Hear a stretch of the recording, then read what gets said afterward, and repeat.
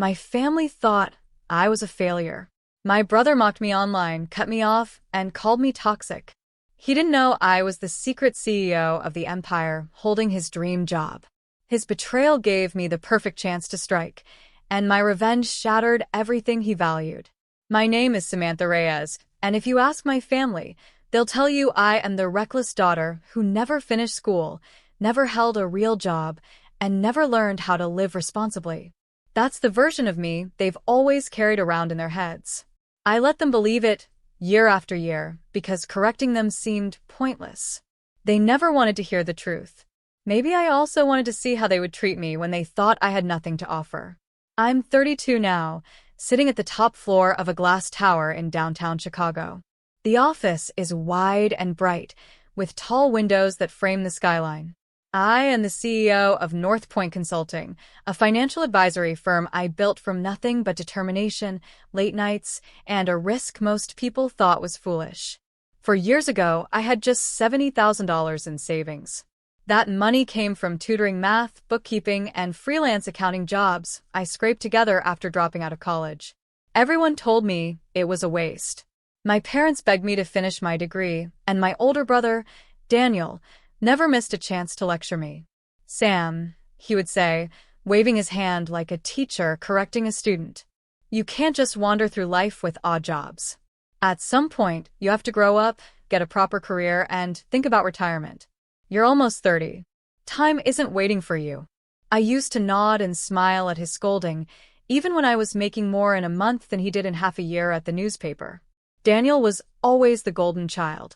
He was 35, a journalist at a local paper, and the one our parents pointed to as the responsible Carter sibling.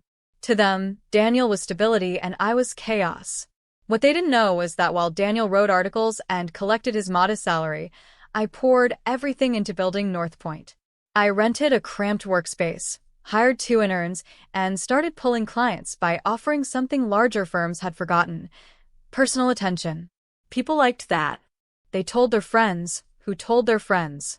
For years later, we had 42 employees, a client list that stretched across states, and annual revenue that passed $12 million last year. None of them knew. Not Daniel. Not my parents. Not my cousins who always smirked at holiday dinners when I said I was still freelancing. It was easier to let them underestimate me. Then came the day everything changed. I was reviewing quarterly reports when a Twitter notification lit up my phone. At first, I ignored it. Numbers mattered more than social media noise. But a glimpse of the preview froze me. The words "toxic sister" jumped out at me. I clicked. It was Daniel. His post was long, dripping with self-righteous anger. He announced to the world that he was cutting ties with his toxic sister who never grew up. He wrote about how some family members drag everyone down, how peace comes from letting them go. Beneath the post were dozens of likes, comments, and congratulations. Friends, relatives, even some coworkers of his cheered him on. "Good for you, Dan. Boundaries are important. Takes strength to cut off dead weight." I sat back in my leather chair, staring at the city lights. The irony was too sharp to ignore. My brother, the so-called responsible one, had no idea that the woman he mocked online was the secret owner of the Tribune Media Group, the same company where he had just been offered his dream promotion, editor-in-chief. He had bragged about it days before, calling our parents with excitement, telling cousins at a barbecue that he was finally stepping into a powerful role. He had no clue that the decision had passed across my desk or that I had personally signed off on the offer. And now he had branded me as toxic. I didn't comment. I didn't call.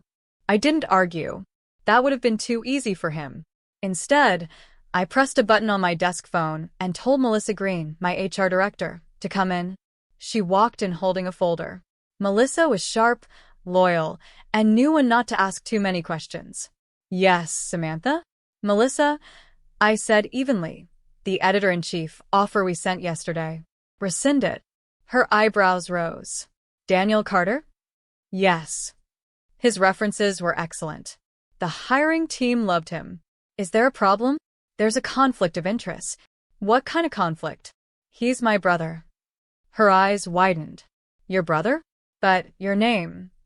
"I use my mother's surname professionally. He and I have different fathers. And Melissa, he doesn't know I own this company. To him, I'm just a struggling freelancer. Melissa hesitated. Family working together isn't necessarily a problem. I turned my phone toward her. She read the Twitter post slowly, her lips tightening. Oh, she whispered. Exactly, I said. I can't have a senior editor who publicly calls me toxic. Even if he doesn't realize he's insulting his boss, the dynamic is unacceptable. She nodded. How should I handle it? Tell him the position was eliminated due to budget restructuring. Melissa studied me. Are you sure about this? I've never been more sure. She left without another word. Half an hour later, she returned. It's done. He was devastated. Asked if we'd keep his resume on file. I leaned back, folding my hands together. My brother had finally learned what it felt like to be dismissed. By the evening, Daniel's Twitter posts had shifted from arrogance to desperation. The position was rescinded unexpectedly.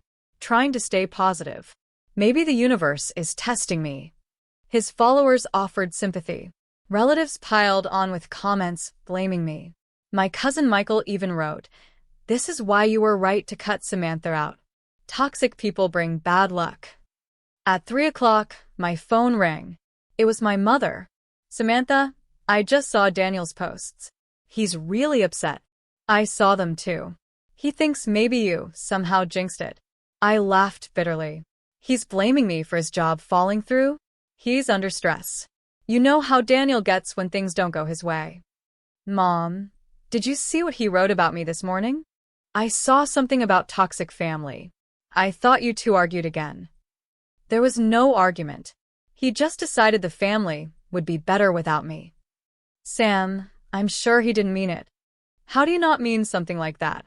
He wrote paragraphs about it. You know Daniel. He's dramatic when he's upset. Maybe you could reach out. Reach out? He blocked me. Announced to the world that I was dead weight. Why would I chase after him? Because you're siblings. Family is more important than social media drama. Is it? Because according to Daniel, family is better without me in it. Don't be petty, Sam. I'm not being petty. I'm respecting his wish to cut me out. That night, my phone buzzed with a message from Daniel's number. Sam, I know we're not talking, but I really need someone to vent to. The job I was supposed to start Monday just got eliminated. Can you call me? I stared at the screen. My finger hovered over the reply. Finally, I typed. I thought you blocked me because I was toxic. That was just Twitter drama. This is real life. I really need my sister right now. Daniel, you literally wrote that the family is better without me. You're being too sensitive. It's just social media. So when you need me, it's just social media. But when you wanted to humiliate me, it was serious? I'm struggling. Can we please not do this? I didn't answer. I set the phone down, leaned back in my chair, and returned to my reports. He had no idea how far I was willing to let this go. And that was only the beginning.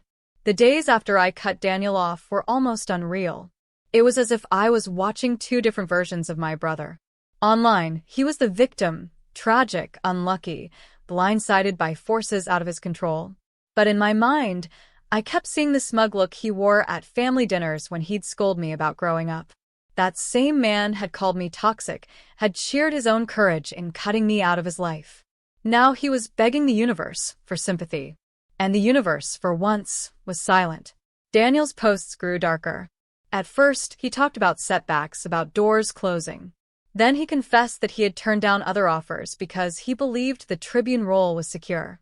He thought this was finally his chance to step out of ordinary reporting into leadership. Instead, he was left with nothing. Each day, his words felt heavier. Trying to stay hopeful. Hard not to feel cursed. Starting to wonder if family drama follows me everywhere. Those last words made me pause. It was clear who he was pointing at. Our cousin Michael jumped in immediately, writing, "This is exactly why you had to cut her off. Toxic people ruin everything." A few others agreed. I could feel their fingers pointing at me, even though no one said my name. I wanted to be angry, but the truth was, I felt strangely calm. For once, Daniel was forced to live with the consequences of his arrogance. I didn't have to defend myself. I only had to wait. One evening, my mother called again. I almost let it go to voicemail, but guilt made me pick up. "Samantha," she said softly, "Daniel is sinking. He's not himself. He chose this path, Mom. He lost his job offer. He's confused. He's blaming himself. Can't you find it in your heart to reach out?" "I already told you. He made his choice when he wrote that post." She sighed. "Families fight. But you can't let one online outburst destroy everything." One outburst. I snapped. He called me toxic in front of hundreds of people. He wrote that his life was better without me. That's not a slip of the tongue. That's how he really sees me. Maybe he was frustrated. Maybe he felt overlooked. I laughed bitterly. Overlooked? He's the favorite child. He's the one you and Dad brag about. You all think I'm barely scraping by. What does he have to be overlooked about? My mother hesitated. "We worry about you, Samantha. We want stability for you.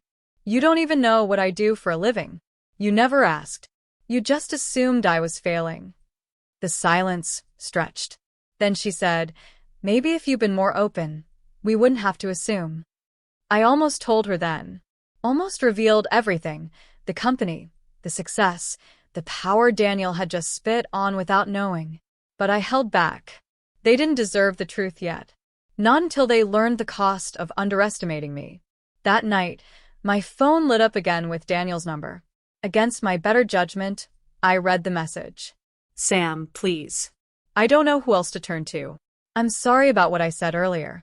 I was venting. You know how social media is. I didn't mean it the way it came across." I typed back. "You wrote that blocking me was an act of self-care. How is that not what you meant? You're twisting it." I was just frustrated. I didn't think it through. "I need my sister right now." I stared at the screen. The same person who had declared I was dead weight now wanted me to hold him up. I turned the phone off without replying. Over the next week, his situation worsened. He had interviews lined up, but several were canceled. Word travels fast in journalism. Though he didn't know it, I had placed him on an informal watch list through contacts at media firms. I never lied about him. I simply forwarded his public posts to hiring directors. Nobody wants to bring in someone who publicly trashes family members in such dramatic fashion. He had branded himself without my help. I only made sure the right eyes saw it. I admit, there was satisfaction in watching his downfall. But beneath it, there was something else. A memory of Rachel. Rachel was Daniel's ex-girlfriend. They'd broken up a year ago after constant fights about commitment. I had met her a few times. She was bright, ambitious, and far kinder to me than Daniel ever was. When she heard I did freelance work, she didn't sneer. She asked questions. She listened. Something about her stayed with me. When a senior analyst position opened at North Point, I thought of Rachel. Her resume was sharp, her references glowing. I reached out quietly. She interviewed, impressed the team, and within 2 weeks she was in my office signing papers. I didn't tell her about Daniel. I didn't need to. But when she walked into the building for her first day, I felt a twist of irony so sharp it nearly made me laugh. My brother's ex was now climbing the ladder inside the empire he didn't know I controlled. Meanwhile, Daniel kept posting. My cousins whispered. My parents wrung their hands. Everyone wanted me to step in, to soothe him. But I stayed silent. Then one morning something shifted. Daniel posted a long message admitting he had been wrong. He wrote about how anger made him lash out, how he unfairly targeted people close to him. He never named me, but the meaning was obvious. Comments poured in. Takes courage to admit mistakes. Proud of you, Dan. For once, he wasn't being praised for cutting me out. He was being praised for trying to mend the wound. That night, he asked to meet. Against my better judgment, I agreed. We sat in a quiet coffee shop on the north side of the city. He looked tired, older than I remembered. His eyes searched mine. "Sam," he began, "I owe you an apology. I shouldn't have said those things. I was angry, I was scared. Losing that job, it broke me." I sipped my coffee and said nothing. "I know I've lectured you too much. Treated you like you weren't serious. That wasn't fair. You've always been independent. I guess I didn't respect that. I set my cup down. Do you know why you lost that job, Daniel? He shook his head. They said budget changes. Bad timing. Just my luck. I leaned forward. No. You lost that job because I took it from you. He blinked, confused. What are you talking about? I own the Tribune Media Group. I signed your offer. And after I read your post, I canceled it. For a long moment, he just stared at me. Then he let out a short, humorless laugh. You're joking. I'm not. That's impossible. He stopped, catching himself. You do freelance accounting. 4 years ago, I started North Point Consulting with the money I saved. I grew it into a multi-million-dollar firm. I used the profits to acquire stakes in media companies, including the Tribune. I run it, Daniel. Not as a freelancer. As CEO. He was pale now, his hands trembling slightly. You canceled my job offer. Yes. Because of a tweet? Because you revealed how little you respect me. How little you respect anyone you think has nothing to give you. He stared at me, speechless. Then, slowly, his expression shifted from shock to something else. Fear. And I wasn't finished yet. Daniel sat across from me, his hands gripping the coffee cup like it was the only thing keeping him steady. I had just dropped the truth on him, that the job he had bragged about, the one he had lost so suddenly, had been pulled out from under him by his own sister. I told him that I wasn't the struggling dropout he mocked, but the CEO of North Point Consulting and one of the silent owners of the Tribune. Watching his face shift from disbelief to fear was a moment I'll never forget. You can't be serious, he whispered, as if saying it quietly would make it less true. I'm completely serious, I said. I gave you the chance of a lifetime. You threw it away with a few sentences online. He shook his head, muttering, No, no, no. Then he looked up at me, his eyes sharp now, like he was searching for a weakness. You can't just take away someone's career like that. That's cruel. Cruel. I leaned closer. You humiliated me in front of family, friends, and strangers. You turned people against me with your words. I didn't take away your career, Daniel. You handed it to me on a silver platter when you decided I wasn't worth respect. He opened his mouth to argue, but nothing came out. He just sat there, swallowing hard. I wasn't done. Do you want to know what else I did? His eyes darted to mine. What? I shared your posts. With industry contacts. Editors, publishers, hiring managers. I didn't add commentary. I didn't lie. I just let your words speak for themselves. They saw exactly how you talk about people when you think you're safe. The color drained from his face. You ruined me. No, I said coldly. You ruined yourself. I simply made sure people noticed. He slumped back in his chair. For a moment I thought he might cry. Then his voice cracked, sharp with bitterness. You think you're so righteous, Sam. But you've become the very thing you accuse me of. Petty. Vindictive. You could have given me that job and proved me wrong. Instead, you proved me right. I didn't flinch. No, Daniel. What I proved is that actions have consequences. And respect isn't something you give only when you think it benefits you. It's supposed to exist whether someone is powerful or powerless. He stared at me, silent, and I could feel the rage building under his skin. I let the silence stretch before I added, By the way, Rachel started last week. She's working as a senior analyst at North Point. His head snapped up. Rachel?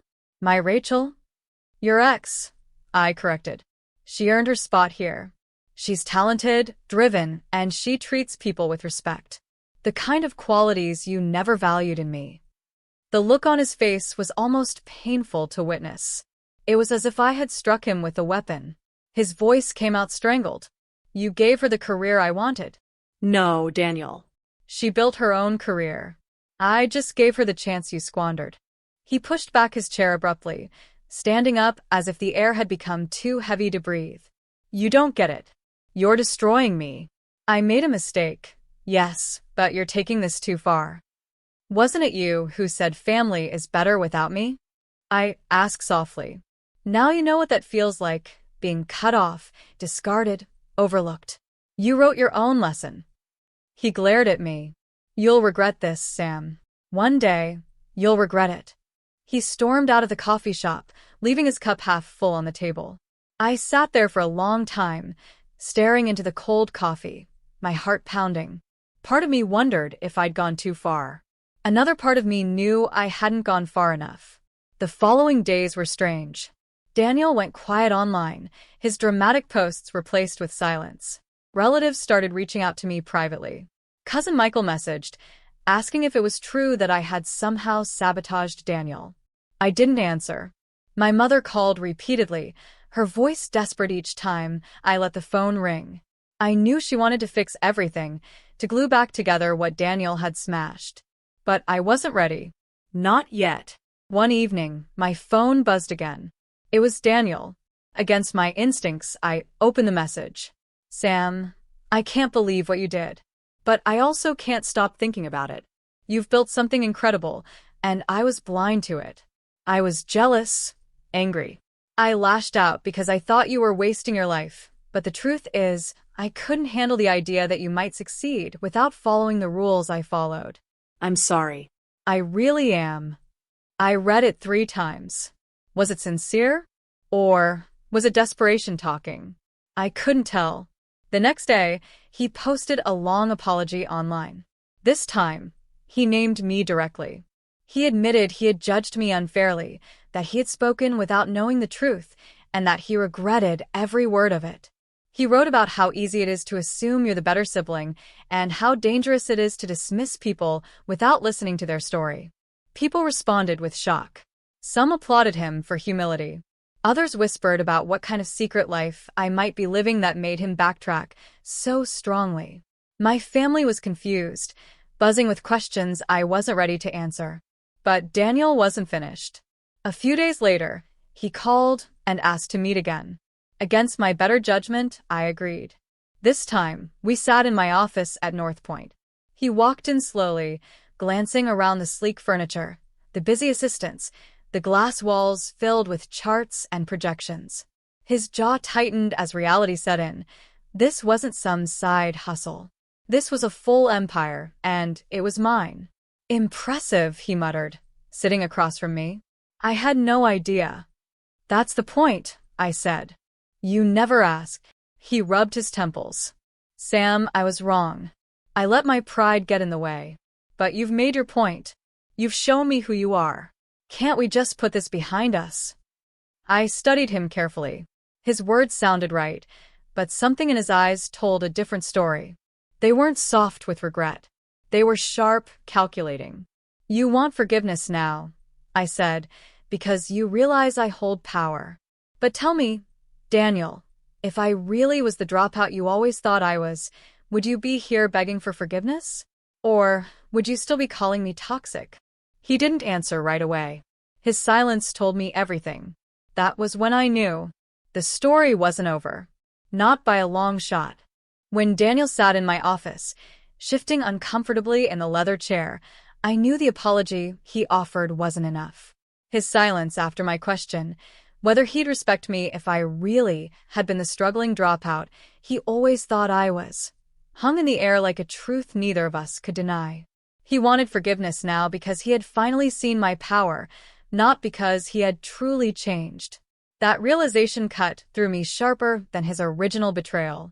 Respect, when conditional, is never real. He tried again. Sam, I don't know what else to say. I was wrong, yes, but I'm still your brother. Don't you think we should try to move forward?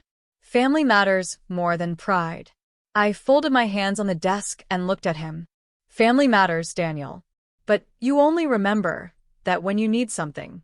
When you thought I was beneath you, you had no problem tossing me away. You wrote to the world that I was toxic, that life was better without me. You didn't care how that hurt me. You only care now because you realized I'm not who you thought I was. He exhaled heavily, his eyes narrowing. I admit I judged you. But you've punished me enough, don't you think? You cost me my dream job. You dragged my reputation through the mud. What more do you want from me? I leaned back in my chair, keeping my voice calm. What I want is something you've never given me. Honesty. Not just when it benefits you. Not when you're cornered. I want honesty about why you did it. Why you felt the need to paint me as the failure of the family. His jaw tightened. For a long moment, I thought he would refuse. Then he looked away and said quietly, "Because our parents never stopped talking about you. Even when they thought you were failing, they worried about you. They were always concerned. Always bringing you up. They never bragged about me the way they bragged about you, even though I was the one who had a stable career. I hated that. I hated that I could be doing everything right and still feel like I wasn't enough compared to you." His voice cracked on the last words. For the first time, I saw the truth. His anger wasn't just about me. It was about years of resentment, jealousy, and the twisted way he measured his worth against mine. "You thought I was wasting my life," I said softly, "but really you were terrified that even as a so-called failure, I still took space in their hearts." He didn't answer. He didn't have to. His silence confirmed it. I could have ended it there. I could have accepted his apology, told him the past was behind us, and given him a chance to rebuild. But then I remembered how he had laughed at me during dinners, how he had written that the family would be better without me, how our cousins had joined in mocking me because of him. I remembered the humiliation, the betrayal, the sting of knowing that my own brother was proud to erase me from his life. "You want to move forward?" I said, finally. "Then prove to me that you can treat people with respect regardless of what they have to offer you. Show me you can value someone without needing them to be powerful first." He frowned. "How do I even prove that? That's for you to figure out, not for me to guide you. Until then, Daniel, there's no role for you here. Not in my company, not in my life." His face darkened. "So, this is revenge. That's what it comes down to." "No," I replied. "This is justice. This is me finally setting the boundary you claimed you wanted." He left my office without another word. In the weeks that followed, something unexpected happened. Daniel began volunteering at a nonprofit that helped unemployed writers and young journalists. At first, I thought it was a stunt, a way to make himself look better. But then I heard from Rachel, who saw him there, that he was actually taking it seriously. He mentored interns, reviewed resumes, and spoke to struggling reporters about perseverance. For the first time in years, he wasn't trying to prove he was better, he was simply helping. Meanwhile, my parents started noticing the cracks. They called me more often, not to lecture but to ask questions. Real questions. "How's your work going, Sam? What do you do exactly at your firm?" I answered carefully at first, but soon I grew tired of hiding. One Sunday, I drove out to their house with Rachel by my side and told them the truth. I explained North Point, the staff, the revenue, the media acquisitions, everything. I showed them our website, our client list, even the news articles that had mentioned us. They sat stunned, my mother's hands covering her mouth, my father's eyes wide. All this time, my dad whispered, "You were building this, and we thought you were barely scraping by." "Yes," I said firmly. "Because none of you ever asked. You assumed. You treated me like a child who needed fixing instead of an adult making her own choices." Tears welled in my mother's eyes. "We're sorry, Samantha. We should have trusted you." "Sorry doesn't erase years of dismissal," I said. "But it's a start." When Daniel heard that I had finally revealed the truth to them, he called me again. This time, his tone was different. "Sam, I've been thinking a lot about what you said. About respect, about how I treat people. I've seen myself in the writers I mentor, desperate, overlooked, craving validation. I realize now how cruel I was to you, not just online, but for years. I don't expect forgiveness right away, but I want you to know I'm trying to change." His words sounded more real this time, less like desperation, more like growth. Still, I didn't let him off easy. "Change takes time, Daniel. One apology doesn't undo everything. You'll have to show me, not tell me." He accepted that. Months passed. Slowly, our family began to heal. My parents stopped offering unsolicited advice. Instead, they asked about my company with genuine interest. Rachel flourished at North Point, becoming one of our strongest analysts. Daniel kept volunteering, even turning down a small editor role because he said he wasn't ready yet. For once, he wasn't chasing prestige. He was chasing meaning. And then came the moment I never expected. 6 months after our confrontation, Daniel posted a new message online. I've learned a hard way that success isn't about titles or salaries. It's about how you treat people, especially the ones you underestimate. My sister, Samantha, taught me that lesson. She built something incredible, and I nearly lost her because I couldn't see past my pride. I'm proud of her. I hope one day she can be proud of me too. Reading those words, I felt something shift inside me. For the first time, he wasn't looking for applause. He was simply speaking truth. I didn't reply publicly. I didn't need to. I called him that evening, and when he picked up, his voice was quiet but steady. Sam? Yes. Thank you for giving me the chance to see myself clearly. I paused, then said softly, thank you for finally seeing me clearly too. That was how it ended, not with a grand gesture, not with perfect reconciliation, but with the fragile beginning of mutual respect. My brother had betrayed me, humiliated me, underestimated me. I had taken revenge, and it had cut him deeply. But in the end, it forced us both to confront who we really were. Sometimes, the most shocking result isn't destroying the person who wronged you. It's watching them rebuild into someone you never thought they could be. And sometimes, revenge isn't about ruining someone's life. It's about making them finally see the truth.